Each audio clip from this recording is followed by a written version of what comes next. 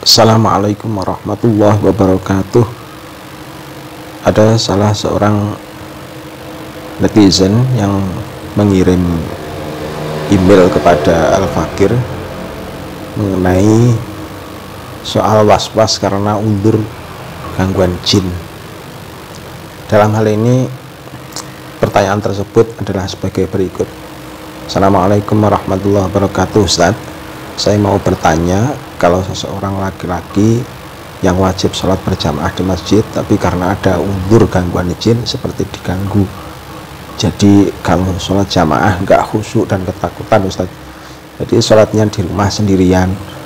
Kalau sholat di rumah khusyuk nggak ada, kalau sholat di rumah khusyuk nggak ada gangguan jin, Ustaz, itu sholatnya sah atau tidak, Ustaz? Hukumnya bagaimana, Ustaz?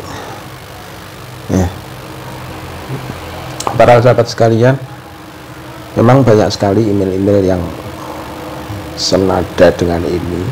Makanya kemudian di rubrik El-Samsi, itu Al-Fakir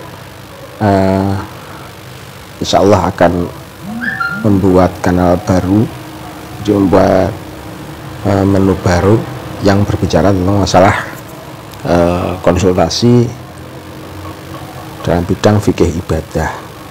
Insya Allah, doakan saja ya. Kita langsung masuk saja pada pertanyaan untuk menjawab dari pertanyaan netizen tersebut. Di antaranya saya tuliskan di situs elsamsi.com juga. Jawabannya adalah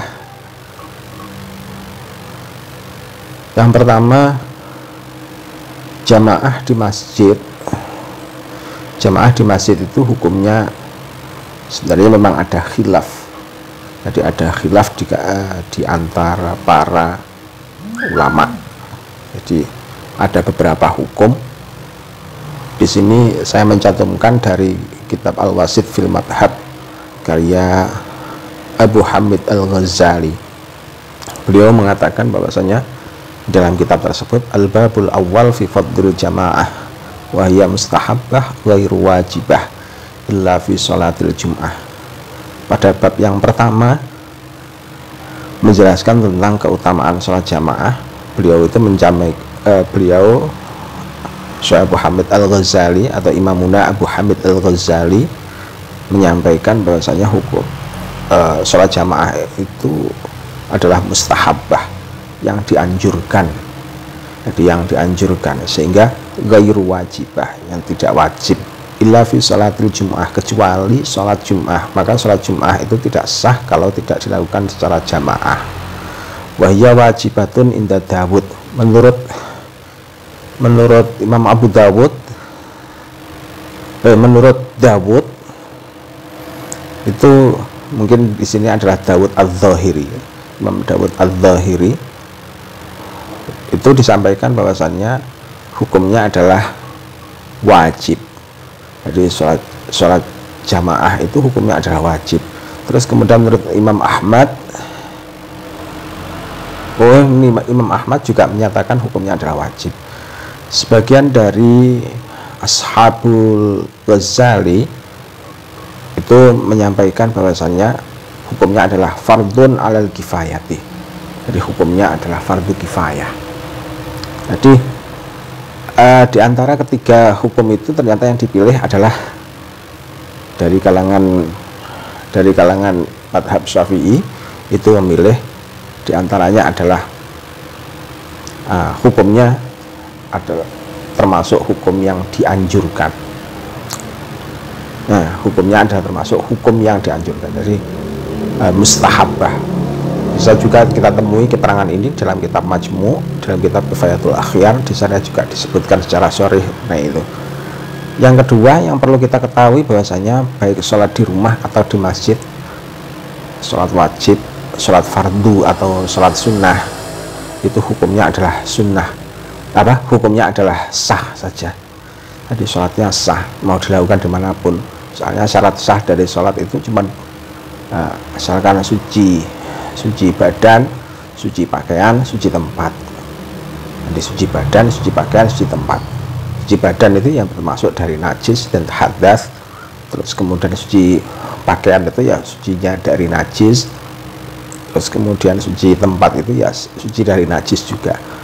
Jadi asalkan terpenuhi 3 hal itu, maka kita sudah bisa melakukan sholat baik jamaah ataupun sholat sendirian.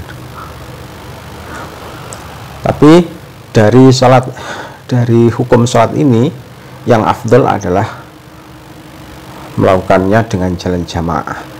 Dan jamaah itu sendiri juga yang paling afdal adalah di tempat yang di situ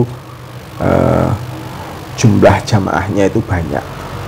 Nah, jadi keterangan ini juga masih diambil dari keterangan Imam Al-Ghazali dalam kitab Al-Wasit fil Madhab. Bahwasanya disampaikan di sana al-ula al-jamaah fil jam'il katsir afdalu illa idza ta'attala fi jawarihi atau fi jiwarihi masjidun fa ihya'uhu walau bi jam'i qalilin afdal. Jadi bahwasanya jamaah dalam jumlah kelompok yang besar atau kelompok yang banyak itu adalah lebih utama dibanding kecuali kalau misalkan di tempat tersebut atau di sekitarnya itu tidak ada masjid. Jadi nggak ada tempat masjid sama sekali, atau justru malah ada masjid tapi terus jam masjidnya itu kosong sama sekali, tidak ada seorang pun yang berjamaah di sana, maka berjamaah di masjid tadi atau sholat di masjid tadi hukumnya adalah menjadi lebih utama. Ya, bahkan untuk syiar, sebagai langkah syiar atau sebagai bagian dari syiar, hukumnya adalah, ada yang mengatakan bahwasanya hukumnya adalah wajib. Yang ketiga, bahwasanya yang diperintahkan dalam sholat itu adalah menunaikan, sementara khusyuk adalah hikmah hukum. Maksudnya bagaimana? Khusyuk itu bukan suatu keharusan, tapi khusyuk bisa diupayakan. Soalnya kita tidak bisa seperti para sahabat, seperti para ulama amilin yang dikisahkan dalam sebuah tarikh, ya, bahwasanya ketika Sayyidina Ali itu terkena panah, terus kemudian meminta panahnya itu dicabut oleh salah seorang sahabat agar beliau tidak merasa sakit itu, maka mencabutnya dilakukan pada waktu beliau sedang sholat. Itu yang diharap dalam salah satu kisah dikisahkan seperti itu. Itu gambaran dari khusyuknya para sahabat semacam itu. Kalau khusyuk kita belum, jelasnya tidak sampai ke sana. Kita sholat tahu-tahu hujan, kita masih kepikiran dengan hujan. Oleh karena itu, dengan menimbang adanya beberapa hal tadi itu, jadi khusyuknya para sahabat, khusyuknya kita, atau khusyuk yang menurut kita sudah khusyuk, ternyata itu dalam berbagai keterangan itu nyatanya masih belum disebut sebagai khusyuk. Maka dari itu khusyuk adalah hikmah dari suatu hukum, keberadaannya bisa diupayakan, tetapi sehingga kemudian keberadaannya tidak bisa dipakai untuk menghukumi sesuatu. Nah, jadi yang diperintahkan dalam sholat itu adalah menunaikan. Wa aqimus shalah wa atuz zakah, wa aqimu, dirikanlah sholat, maksudnya tunaikanlah.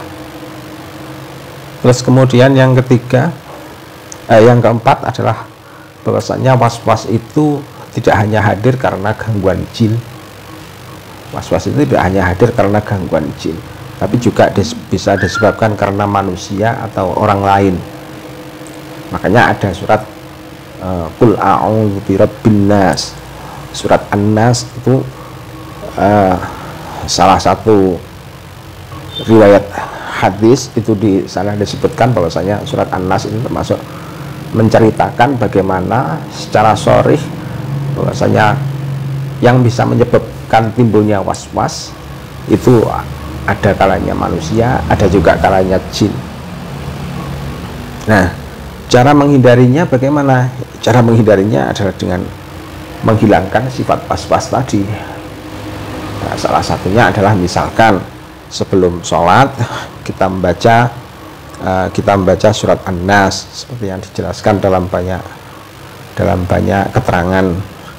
Kita membaca surat An-Nas, baca surat Al-Falaq, tapi yang lebih utama adalah membaca surat An-Nas terlebih dahulu, baru kemudian kita niat untuk melakukan sholat.